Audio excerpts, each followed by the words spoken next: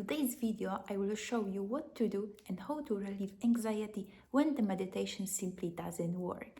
And it has nothing to do with you not knowing how to meditate or maybe doing it wrong, but it can be because of the excess estrogen. And I will explain you the connection between estrogen and anxiety. Estrogen dominance is becoming a real epidemic nowadays, and if you experience PMS, painful periods, bloating, and anxiety which gets worse in the second phase of your cycle, it's very likely that estrogen could play a role in you feeling constantly on edge, tense, and anxious without obvious reason. So, as a woman, you need estrogen. But the problem starts when you have too much of estrogen or your body struggles with metabolizing or excreting it. When you do the blood test to check your estrogen levels, they may seem to be normal, but it's not only about the total level on your blood test, but it's about the ratio of estrogen to progesterone. And progesterone usually is the more deficient because what depletes progesterone is unfortunately stress. And it's not only stress about worrying job interview or any other big events. It's also emotional stress, like worrying about something, which you may think, yes, when I'm anxious, of course I worry about things. But there is a bit more to that. What can cause emotional stress is also when we do too many things that we don't agree with, or feel like doing, more like have tos, that creates stress too, or when you struggle to say no or ask for help.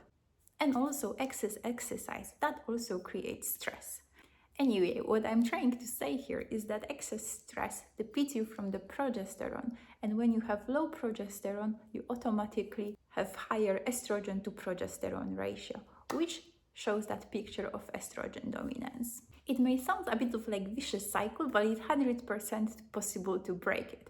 But apart from focusing on estrogen, you also should focus if there are any other contributors to your anxiety. And there are quite few, so let me briefly explain you so you can understand a bit better which one can apply to you as well. So apart of estrogen, stress, as I mentioned, and dysregulated nervous system is another big one. And you may ask, like, what does it mean, dysregulated nervous system? So it's your ability how you handle day-to-day situations and also regulate your emotions.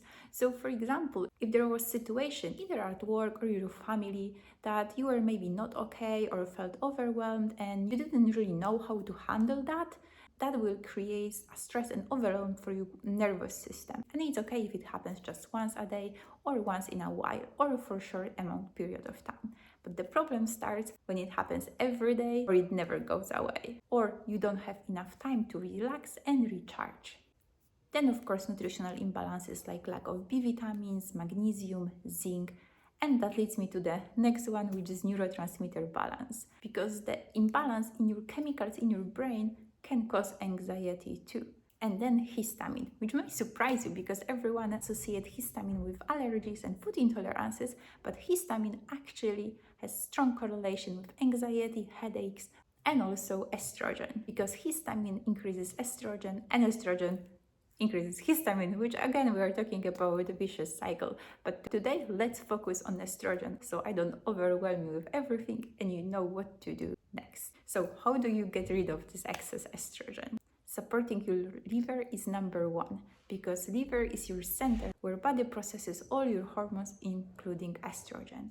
And how you can support your liver is in eating more broccoli sprouts, crucial vegetables, and also protein, like meat, fish, eggs, and also vegetable proteins.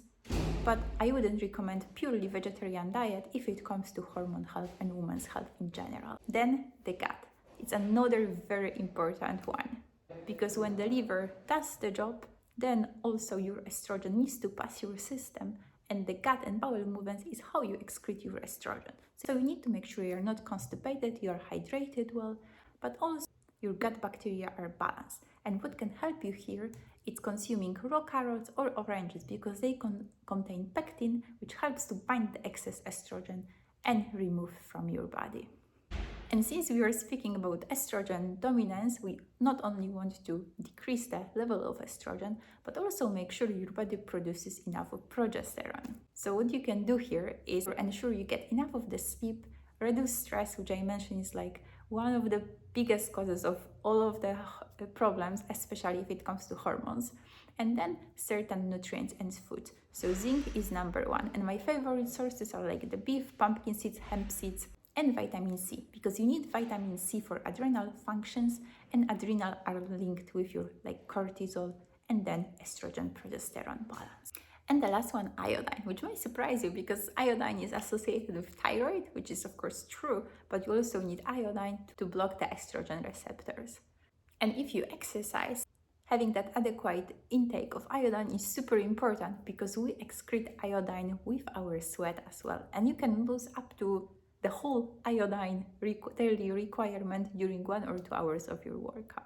So I know it doesn't sound like the instant anxiety relief, but if estrogen has a big contribution to your anxiety, the regular relaxation techniques will not help you, unfortunately. You can, of course, still continue with like the breathing, meditation, walking in nature, and making sure you relax and recharge on daily basis. But if there is actual chemical in your body that make your body tensed, you need to focus on correcting that imbalance and making sure your hormones are in a good harmony. I hope that was helpful. If you have any questions, leave the comment below.